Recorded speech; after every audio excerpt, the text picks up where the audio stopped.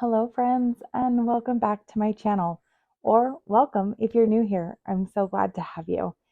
My name is Brandy. I am the owner and creator of Boundless Treasures Boutique, and today we are going to be creating this 4-way ombre custom 40-ounce tumbler.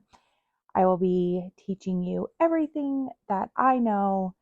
So let's jump right in. I hope you all enjoy, and please don't forget to like and subscribe. And of course, if you have questions or want to leave a comment, please do so. I love responding to every single one of them.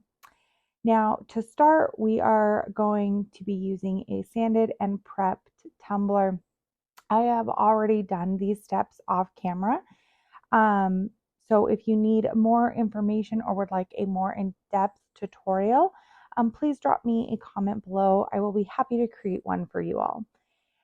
So we are going to be using the epoxy method to apply our glitter. This is hands down my preferred way to apply my glitter. That's just my personal preference. There are many different ways that you can apply your glitter. You can use glitter glue, you can use Mod Podge. There are even some creators that use the spray adhesive or even the Rust-Oleum clear spray to apply their glitters. The epoxy method happens to be my preferred method, so I would encourage you to use whichever method works best for you or that you love the best. If you are using the epoxy method, please be sure to be wearing your respirator as well as the appropriate PPE just to protect yourself. Now here I mixed up 10 mLs of epoxy. You are not even going to use even half of that on this tumbler. I think I probably used about 3 mLs total, and I spread it very thinly and evenly all over my tumbler. And that was just me showing you that we did not use it all. So we are going to go in with our 4 glitters. I'm using Trust Fund from PDB, Pacific Coast from PDB, and also Jurassic and Bruno from the Glitter Guy. I do have an affiliate code for PDB. So if you guys are obsessed with these colors the way that I am, you can use that affiliate code, get a discount, and any proceeds, of course, that I gain from that, I put back into the channel to create, because creating content is not always free. So with all of that being said, what we're going to do is we're going to start with Trust Fund at the bottom. We are just creating our roadmap and getting our ombre started. I made sure that I did all around the edge really, really well. And then started to lightly sprinkle up by tilting my cup down. And you'll see me do the same with Jurassic from the Glitter Guy. I start in the middle, and then I will tilt my cup up and down to help start creating that ombre and tapping off any excess glitter we may have. And we're just going to repeat this process. Again, I start with my band. We're just creating a roadmap here just to get our blend started. And then we're going to go back in once we've covered everything. And we're going to really, really just let our glitters go and just perfect that blend. But you can see it's very light coverage. I'm not going for full coverage here. I'm just setting the stage for our ombre blend. Now, when we get to the top rim, I always do the top rim and the bottom rim like I would do the middle of the other colors. That way the coverage is super, super solid, and we're making sure that we've got good coverage around those top rims. Now here you'll see I'm going a lot heavier. That is because I have already established a good foundation. So now we can go in and we can just really start to blend and really create that ombre effect. the way I'm doing that is I'm tilting the cup up and down, depending upon which color I want it to fall into. So for example, here you will see me go in with Jurassic, and I will go up into Bruno and then down into Trust Fund. And this is going to help establish that ombre effect that we're looking for. And you can go back and forth as many times as you need to create that ombre effect that you want. For this particular case, I was really, really happy with my ombre after the first round. So I didn't feel the need to go back and do anything further from a blending perspective. I was pretty happy with where we were at. So once you've got all of this done and you are happy with the ombre and the blend that you have, you are going to want to set it aside and allow it to cure. This is Speedy Petey is the epoxy that I'm using. It is a very, very fast setting epoxy. So I let that sit for probably about an hour, and then I was ready to move on to my next step. Also, I am patting down all my glitter. This will just ensure it's laying flat, so I will have a smoother coating of epoxy. Now, I did end up going in with 2 coats of epoxy. Here you're only going to see me record 1, but I did go in with 2 coats. Both of them were 40 mLs. That was 20 a part A and 20 a part B of Alumilite clear cast. I used my torch to pop any micro bubbles I had because, again, we want to make sure that we get as much of a glass-like finish as we possibly can. But it did take 2 coats until it was fully smooth, and I did go in with some light sanding once the 2 coats were done. That way, everything was ready to go for our decals. Now, this was a custom order. I'm not going to show you the pictures because there were children under the age of 18, and I want to respect my client and her children. But I do want to show you the process of the decal.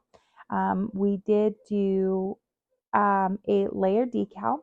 The font that we got was from defanta.com. So I will locate that font and post it for you guys. But if you're looking for fun fonts and you don't want to pay for a subscription through Creative Fabrica, Defanta has tons and tons of free fonts for you. So I went in with, it was called Daily, and that was the font that my customer had requested. So we used that font, and we typed out the text Grandma Linda. And then I went in and set the measurements for this particular font. I made sure that everything was welded together.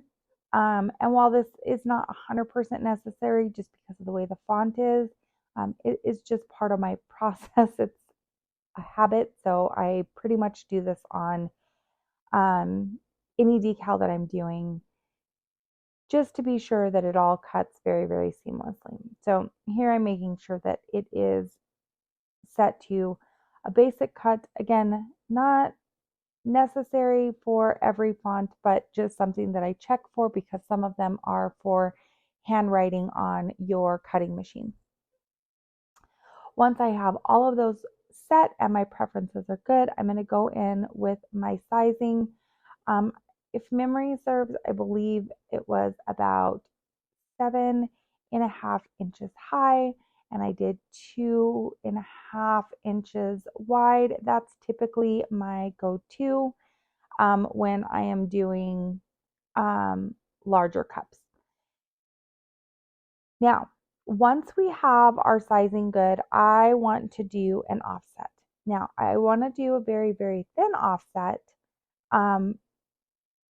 but I still wanted an offset because the cup itself with the ombre is it's got a lot going on. even though it doesn't have a lot going on, if that makes any kind of sense whatsoever. If it doesn't, so sorry. Please ask me to clarify and I will do my best to try and explain my thought process. But I wanted an offset for this. So I went in and I am going to click the offset. Now, the delay and the lack of movement that you're seeing here is me going, oh my gosh, my Cricut is not turned on and I need this on in order to make sure that everything is good to go when I click make it. So my computer and my Cricut machine are in two very, very different spots of my setup. So the offset, now offsets really are personal preference. I have really, really been enjoying the 0.45, but again, offsets are preference. Now here you're seeing I'm just checking for contours. I want to see where my cut lines are going to be. I want to make sure that my words are not going to be cut separately. So that is important to me. May not be to you, but it is to me. So here you see me go in. I'm doing a 0.06 offset. I am just checking to make sure that that is what I like. And once I'm happy with the size of it and I make sure that it's good to go, I'm going to hit apply. And then we are going to just make sure that these are all cut from the same color. And I'm just checking how that's going to look. So I changed it to the colors that I'm using, checked it. I'm making them both the same color so that they cut on the same mat. And then we're good to go. Now, here what I'm doing is I'm deciphering which one is my offset and which one is my actual decal. Because I'm doing two separate colors, this is going to be important because I want to make sure that I am laying my vinyl down correctly for both of these. So in this case, the top was for my offset. So I'm going to lay my black vinyl down on top, and then I will lay my silver vinyl down below that. The materials that I am going to use are going to be the premium textured vinyl, and I'm going to set my pressure to more. And then from there, I am ready to load and cut my decals. So here you'll see I'm just showing you that it's cutting. I'm sure those of you guys that have cutting machines know this process very, very well. But once I am done cutting, you'll see I did go back in. I did have to cut my shimmer more. It did not cut the way that I had hoped. So in the event that it doesn't cut all the way through, just go back, place it back in, and recut it, and you should be fine. You'll see this did give me a little bit of a hard time, but in the end, I was able to get everything weeded out quite nicely, and we were good as far as getting the decal placed and on to the cup. Now, that's going to be an important part because our cup is curved. It putting on your decals so that you don't have air bubbles, things like that. It can be a little tricky, but I am going to show you how I accomplished this. And you'll see I'm placing it with my transfer tape onto the cup, and I'm just creating little slits where those curves are. And then I'm going down and I am pressing the middle portion, and then I'm going off to the right side and off to the left side. And you can see here, I very seamlessly was able to get these on. Now, for the silver, I did it different. I separated it, and this just ensured I had more control in placing it where I needed it to go. And you'll see that I made the slits again. We put it down and got everything smoothed out. That is just an easy way for me to do it, and a nifty little trick I thought I would show you. But here's our finished cup. It's got our photos on it, and we are good to go. And I am happy to say that my customer absolutely loved how it turned out. So with that, guys, I hope you enjoyed this. I hope you learned something new. If you did, please be sure to like and subscribe so you don't miss future tutorials. And also be sure to follow me on social. We've got a free VIP Facebook group. I would love to have you in there. We're still building it and it's still growing. So I would love to see you all there. If you decide to recreate this, please be sure to tag me. I'd love to see it. Until next time, bye now.